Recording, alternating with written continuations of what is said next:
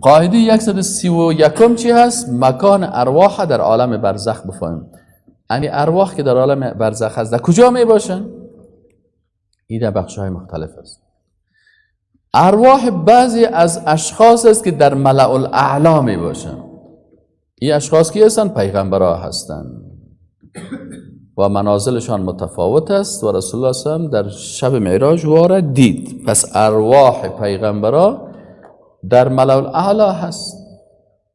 ارواح از اینا در قبر نیست که تو میری پیش قبر پیغمبر رکوع و سجده میکنی و باز میری برش میگی که الله دعای ما قبول کن چطور کو چنان کو. ارواح از اینا در ملأ الاعلی هست.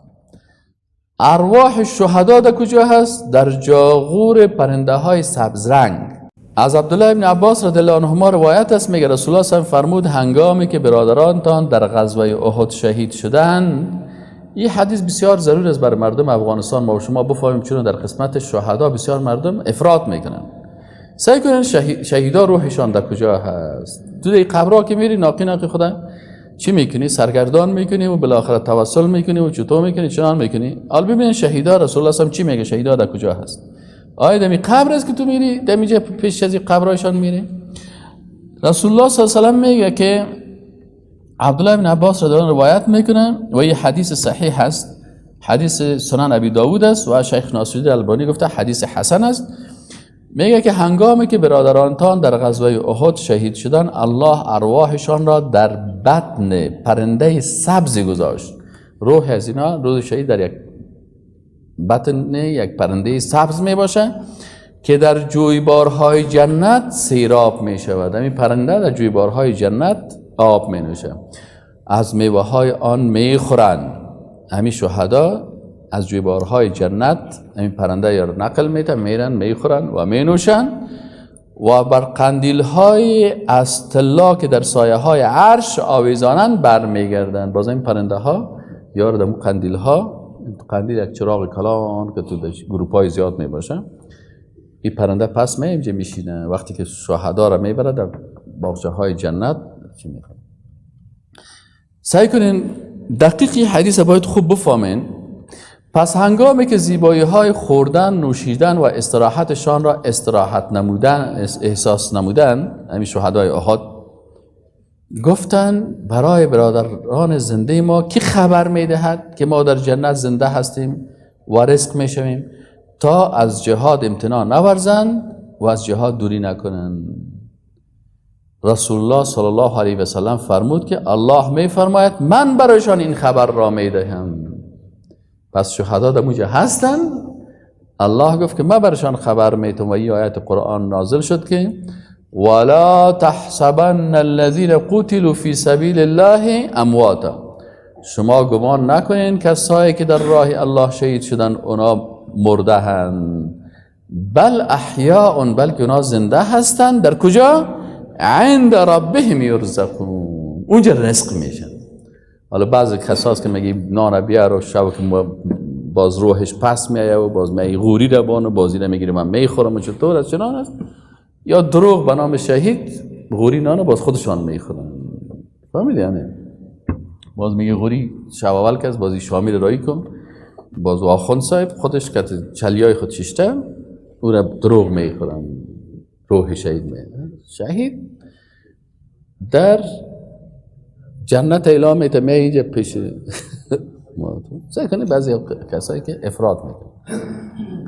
سوم قسم ارواح خارج بهشت هستن. یک تعداد از ارواح هستن که یا در دروازه بهشت قید هستن، در بهشت داخل شدن نمیتونن، تا دروازه بهشت میرن. سبحان الله. از محمد ابن عبدالله ابن جحش روایت است که مرد نزد رسول الله صلی الله علیه و آمد و گفت ای رسول الله صلی الله علیه و سلم چی گونه خواهم شد اگر در راه الله کشته شوم؟ فرمود رسول الله صلی الله علیه و گفت که مستحق جنت میشی. هنگامی که آن شخص رفت رسول الله صلی الله علیه و سلم سرش صدا کرد که مگر این که قرضدار باشی. همکنون جبریل این خبر را برای من آورد. یعنی رسول الله صلی الله علیه و سلم وقتی که گفت که تو در جنت هستی، جبریل امین آمد. این حدیث مسند امام احمد ابن حنبل است. متوجه هستین؟ و در ارواء الغلیل فی تخریج احادیث منار السبیل و دیگر کتاب ناصرالدین البانی گفته که حدیث صحیح است.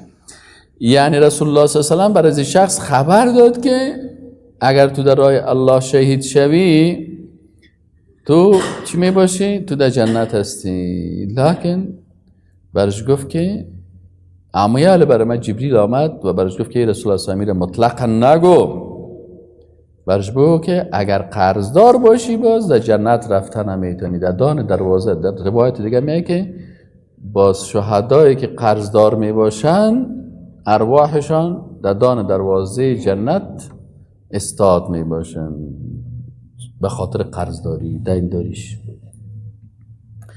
چهارم حبس در قبرها. بعضی ارواح هست که در قبرها و در زمین چی است؟ بعضی از ارواح هست که در قبر کسایی که مقام شهادت و نبوت اینیا را ندارن، اینیا بعضی کسایی هستن که ارواحشان باز در قبرهایشان بندی هست. متوجه هست؟